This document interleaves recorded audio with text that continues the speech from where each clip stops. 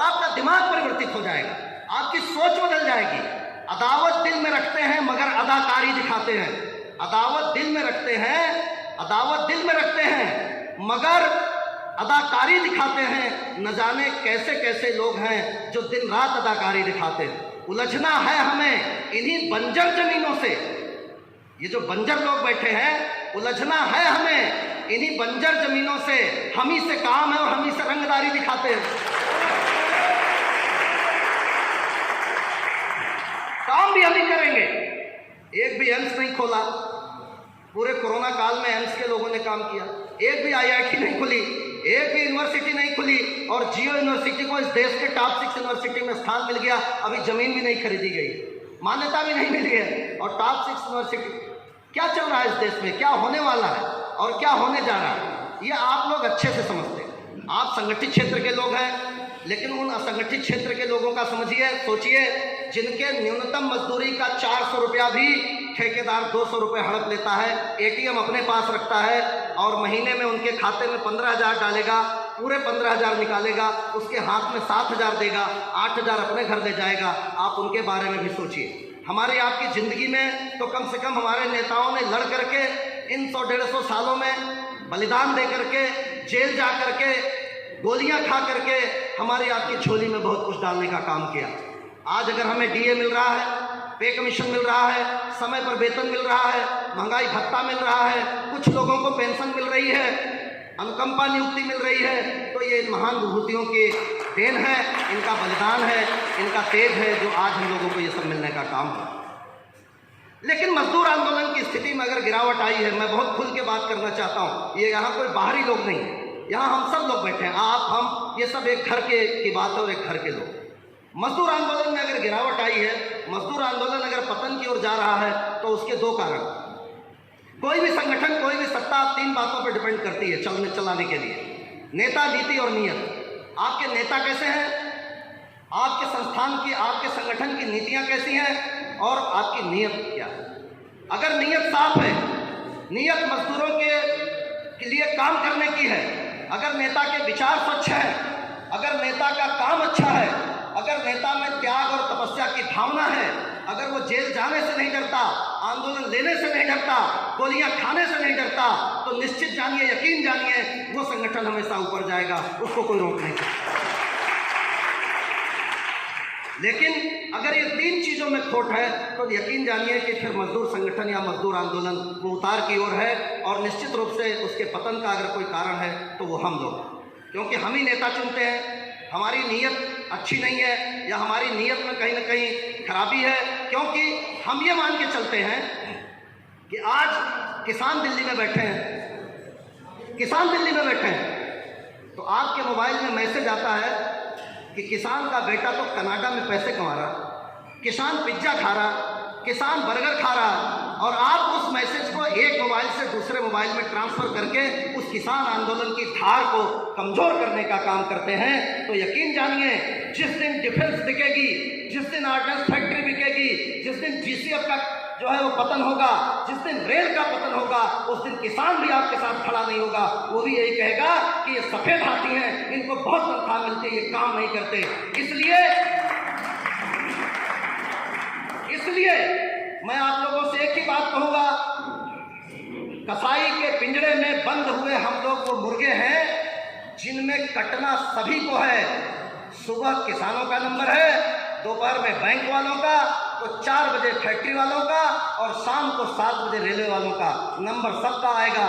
गर्दनें सबकी मरोड़ी जाएंगी, बचने वाला कोई नहीं है। बारी बारी से नंबर लगेगा, क्योंकि कसाई बैठा इसी काम के लिए, वो सबको बेचेगा, सबकी गर्दन मरोड़ेगा, किसी को छोड़ने वाला नहीं। इसलिए आंदोलन की धार को कमजोर मत करना। कोई भी विरोधी विचार जो इन नीतियों के खिलाफ खड़ा होता है, भले ही आप उस व्यक्ति से सहमत नहीं हो, लेकिन उन विचारों से सहमत होकर के उस आंदोलन की धार को मजबूती देने का काम करना, तभी जो है मजदूर और किसान सुरक्षित हो पाएगा। मैं एक बात कह के अपनी बात खत्म करूंगा। हम लोग सिद्धू साहब को, हम लोग पाठक साहब को सुनने के लिए यहाँ आए हैं। मैं तो बहुत छोटा वक्ता हूँ, लेकिन मैं एक बात जरूर कहूँगा, भगवान राम रास तिलक की तैयारी हो रही है। मैं ये बात प्रायः अपने सभी वक्तव्यों में बोलने का काम करता हूँ। राज तिलक की तैयारी हो रही है, राजा बनने जा रहे हैं। जितना कुछ इस पृथ्वी पर बड़ा हुआ है, बड़े लोग पैदा हुए थे वो उसी राजवंश में पैदा हुए। नहुस हो, पुरुरवा हो, अज हो, दशरथ हो, भरत हो, मानधाता हो, हरिश्चंद्र हो, सब उसी खानदान की पैदाइश। राजगद्दी होने जा रही है। महाराज ने बुलाया, बेटे इधर आओ। चले गए, बोले तुम्हें राजगद्दी नहीं लेना है, तुम्हें कल जंगल में जाना। बड़े प्रसन्न हुए, कोई बात नहीं पिताजी, कल सुबह बिल्कुल चले जाएंगे। पूरा राजपाट का सब वस्त्र उतार दिया। सोचो एक ऐसा व्यक्ति जिसके राजमुकुट की तैयारियां हो रही, जो पृथ्वी का राजा बनने जा रहा हो, उसको जंगल का राज दे दिया जाए। तो माँ कौशल्या ने कहा कि बेटा तुम जो है जंगल जा रहे हो और तुम जो है रुक जाते, कुछ और प्रयास किया जाता। उन्होंने कहा नहीं माँ, पिता दीन मोहित कानन राजा, पिताजी ने मुझे जंगल का राज दिया है और ये जंगल का जो राज है ये इस पृथ्वी के, इस अयोध्या के राजपाट से भी बड़ा राज है। और 14 सालों तक जंगल की खाक छानते फिरे, वन वन भटकते फिरे, आदिवासियों को, वनवासियों को, जनजातियों को, बांदरों को, भीलों को, रीछों को, निषादों को, गुहों को, मल्लाहों को इकट्ठा करके इस पृथ्वी के सबसे ताकतवर राजा का, अहंकारी राजा का दमन किया, उसका जो उसको मार करके उसके अहंकार का नाश किया। और गंगा पार करके जब आए तो वो राजकुमार राजा राम मर्यादा पुरुषोत्तम राम बने। जब उन्होंने त्याग किया, जब उन्होंने तपस्या की, जब उन्होंने कष्ट उठाए, तब जाकर के अहंकार का नाश हुआ और आज वो पूरी पृथ्वी पर पूजे जाते हैं। इसलिए जब हम कष्ट उठाएंगे, जब हम त्याग करेंगे, और इतना ध्यान रखना, एक बात और जोड़ देता हूं इसी में, विभीषण जो उनके साथ थे, विभीषण ने कहा, जब रावण से युद्ध हुआ तो विभीषण ने कहा कि आपके पास तो रथ नहीं है, उनके पास तो रथ है। बिनु रथ बिनु पद, बिनु रथ बिनु पद तो त्राना, तुम्हारे तो पैर में चप्पल भी नहीं है और युद्ध करोगे ऐसे राजा से। तब उन्होंने कहा था कि नहीं, सौरज धीरज और रथ चापा, शौर्य और धैर्य ये दो मेरे रथ के पहिए हैं। बुद्धि विवेक बल ध्वजा पताका, मेरी ध्वजा के पताके मेरी बुद्धि विवेक और साहस है और मैं इनके दम पर युद्ध करूंगा। मतलब ये है, आप ये समझिए, संदेश ये है उसका कि अगर आपके सामने कोई बहुत बड़ी ताकत हो, बहुत बड़ा राजा हो, जो अपने आप को तानाशाह समझता हो, जो ये मानता हो कि इस देश का मजदूर और किसान सड़कों पर चीखता रहेगा, चिल्लाता रहेगा, मरता रहेगा, आत्महत्या करता रहेगा, लेकिन हमें उसकी नहीं सुनना है, उस कहानी से प्रेरणा लेकर के जब हमारे पास कुछ नहीं होगा तब भी हम उन तमाम वंचितों को, शोषितों को, परेशान लोगों को इकट्ठा करके उस तानाशाह से लड़ाई लड़ने का काम करेंगे और उसको परास्त करने का काम करेंगे। ऐसा नहीं है, ऐसा नहीं है। होस्नी मुबारक का नाम सुना होगा आपने, मिस्र का तानाशाह, 10 साल पहले की कहानी है। उस देश के 50,000 लोगों ने घेरा डाल दिया, चलाओ गोली, मारो, कत्लेआम करो, सत्ता छोड़नी पड़ेगी। छोड़नी पड़ी कि नहीं, इतिहास में नाम दर्ज हो गया, लेकिन सत्ता छोड़नी पड़ी। ऐसा नहीं है, कितने तानाशाह आए और चले गए जो किसी और की नहीं सुनते थे, जो विरोध करने वालों को राष्ट्रद्रोही साबित कर देते थे, जो मजदूरों किसानों को बिल्कुल समझते नहीं थे। रोम सबसे उन्नत सभ्यता थी, वहां की रानी को यह पता नहीं था। जब मजदूरों ने वहां आंदोलन किया तो उसके मंत्री ने कहा कि ये लोग, इसने पूछा ये लोग क्यों कर रहे हैं, तो बोले ये लोग रोटी मांग रहे हैं। तो बोले रोटी नहीं है तो इनको ब्रेड दे दो। जिसको ये पता नहीं है कि रोटी क्या होती है और ब्रेड क्या होता है, ऐसे राजा जब जिस देश में होते हैं उस देश का पतन हो जाता है। जा सुराज प्रिय प्रजा दुखारी, सो नृप अवसि नरक अधिकारी। जिस राज्य में, राजा के राज्य में प्रजा को दुख पहुंचता है वो राजा निश्चित रूप से नरक का अधिकारी होता है। और वो राम जो समुद्र के किनारे बैठ के, अंतिम बात कह के अपनी बात खत्म कर रहा हूं, मैं इन कहानियों को इसलिए बताता हूं कि इनसे हमको कुछ शिक्षा लेनी चाहिए। एक दिन युद्ध में ऐसा हुआ जब राजा राम उस युद्ध को रावण से हार गए, रावण भारी पड़ गया। विभीषण ने कहा क्यों इतने जो है आप उदास हैं। उन्होंने कहा आज रावण ऐसा लग रहा था जैसे रावण हमारी पूरी सेना का विनाश कर देगा। आज रावण युद्ध नहीं कर रहा था, रावण के साथ कोई शक्ति लड़ रही थी, कोई दुर्गा लड़ रही थी, कोई ताकत लड़ रही थी। तब जामवंत ने कहा ठीक है, आप माँ दुर्गा की उपासना करिए और हम कल से युद्ध संभालेंगे। और वो दुर्गा की उपासना में बैठ गए 108 कमल लेकर के, और 12 कमल प्रतिदिन, 9 दुर्गा जो आती है ना, दशहरा मनाते हैं, इसके पीछे का ये कारण है। 12 कमल प्रतिदिन माँ दुर्गा को चढ़ाते थे, 12 घंटे उनकी पूजा करते थे, उपासना करते थे, साधना करते थे। आखिरी दिन माँ दुर्गा ने कहा, उस शक्ति ने कहा कि मैं इसकी परीक्षा लेती हूँ। एक कमल चुरा लिया, अंतिम पूजा का कमल। बड़े सोच में पड़ गए, पूजा में विघ्न पड़ गया, अब तो लड़ाई हार जाएंगे। राम की शक्ति पूजा निराला ने लिखी, इसमें इसका वर्णन है। राम की शक्ति पूजा में लड़ाई हार जाएंगे। तब बोले नहीं, ये राम वो नहीं है जो थक जाए, ये राम वो है जो पिछली लड़ाई को भूल जाए और नई लड़ाई शुरू करे। उन्होंने कहा, माँ मुझे राजीव कमल कहती है, मेरे नेत्रों को कमल के समान बताया गया है, मेरी आंखें कमल हैं। तूड़ी उठाया, बाण उठाया अपनी आंखें निकालने के लिए, और जब बाण आंखों के सामने आया तब माँ दुर्गा प्रकट हुई। कोई बात नहीं, मैं तुम्हारी परीक्षा ले रही थी, जाओ आशीर्वाद, जीतोगे युद्ध। और वहां से आए और दशहरे के दिन रावण का नाश किया, और नवमी का दिन था जिस दिन उन्होंने। ये कहानी हमें यह कहती है कि जब हम युद्ध लड़ने जाएं तो हमें अपनी आंखें भी अगर देने के लिए बाध्य होना पड़े, विवश होना पड़े, तो हमें उससे भी पीछे नहीं हटना है। कष्ट सहेंगे, जेल जाएंगे, गोलियां खाएंगे, लेकिन संघर्ष करेंगे, संघर्ष से पीछे नहीं हटेंगे। तब राम ने, लक्ष्मण ने कहा समुद्र पार करते समय, भैया बाण चढ़ाओ और इसको सुखा दो। बोले नहीं, बिना न माना जलज जड़ गए 3 दिन भी, तपस्या करे 3 दिन, नहीं माना। तब बोले राम सकोप तब भय बिन होए न प्रीत। धरने पर बैठे हैं किसान, आंदोलन कर रहे हैं मजदूर, पूरे देश में हाहाकार, पूरे देश में त्राही त्राही मची है, बेरोजगारों की अलग लाइन है। इसके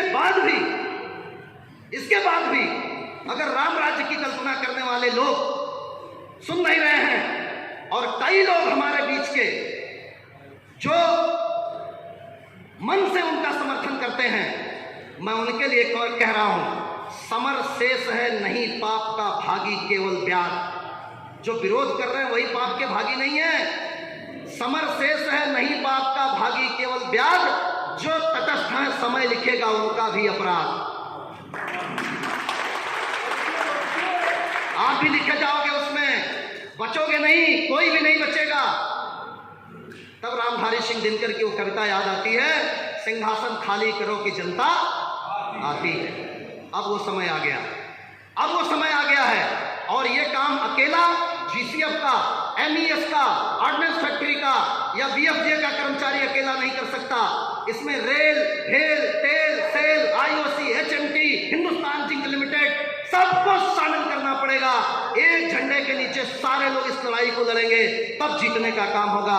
अन्यथा एक एक करके कसाई के मुर्गे की तरह हम सब मारे जाएंगे, कोई बचने वाला नहीं।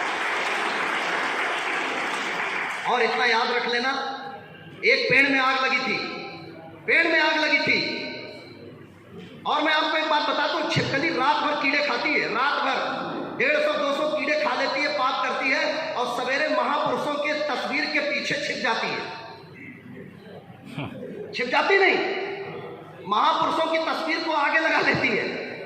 सरदार पटेल, महात्मा गांधी, उनको आगे कर लिया, भगवान राम, उनको आगे कर लिया, और रात भर कीड़े मकोड़े खाए, पाप किए, और उसके बाद उनके नाम पे सब खेल चल रहा। बात समझ में आ रही नहीं आ रही? आ रही है ना? तो हम इस देश को अगर पेड़ माने, अपने संस्था को जिसमें हम काम करते हैं उसको एक पेड़ माने, रेल को पेड़ माने, ऑर्डिनेंस फैक्ट्री को, एमईएस को, बीएफजे को, जीसीएफ को, बीएसएनएल को, बैंक को, वो हमारे लिए फलदार वृक्ष है। हमको, हमारे परिवार को जीवन देता है, ऑक्सीजन देता है, फल देता है, फूल देता है। उसमें थोड़े बहुत कांटे हैं, उनकी चुभन भी हम महसूस करते हैं, उसको भी झेलते हैं, लेकिन उस फल, उस छायादार वृक्ष और उसके फल के नीचे हमारा पूरा परिवार सुखी रहता है। आज उस फल में, उस पेड़ में आग लगा दी गई, उस पेड़ में आग लगा दी गई। आप उस पेड़ में बैठी हुई सारी चिड़िया एक एक करके दूसरे पेड़ पे जा रही है, आशियाना तलाश रही है, लेकिन कुछ चिड़िया ऐसी हैं आपकी तरह, आप लोगों की तरह, हमारे नेतृत्व की तरह, जो उस पेड़ में लगी हुई आग को बुझाने के लिए अपनी चोंच में पानी भर करके ला करके उसको बुझाने का प्रयास कर रहे हैं। उस चिड़िया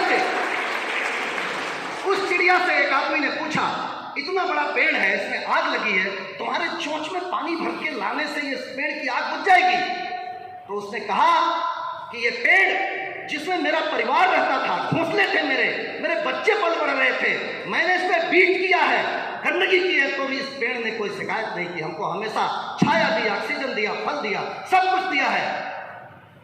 मैं जानती हूं मेरी चोंच में पानी भर के डालने से इस पेड़ की आग नहीं बुझेगी, लेकिन जब इस पेड़ का इतिहास लिखा जाएगा तो मेरा नाम इस पेड़ की आग को बुझाने वालों में लिखा जाएगा और बाकियों का नाम आग लगाने वालों में लिखा जाएगा। तो आप तय करिए कि आप पेड़ की आग को लगाने वाले हो या पेड़ की आग में पानी डाल करके अपनी चोट से बुझाने वाले हो। अगर आप ताकत दोगे तो हिंद मजदूर सभा का राष्ट्रीय नेतृत्व कल दिल्ली में जाकर, परसों दिल्ली में जाकर ये कहने का काम करेगा, इस देश का मजदूर और किसान आंदोलित है और वो कष्ट में है। आप तैयार हो जाइए संघर्ष के लिए और फिर जो होगा वो देखा जाएगा। आर पार का संघर्ष करेंगे, कहीं कोई दिक्कत नहीं है। जेल जाना होगा जाएंगे।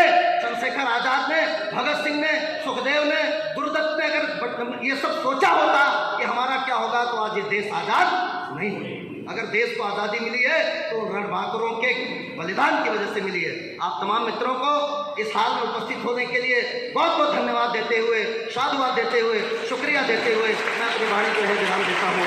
जय हिंद, जय भारत।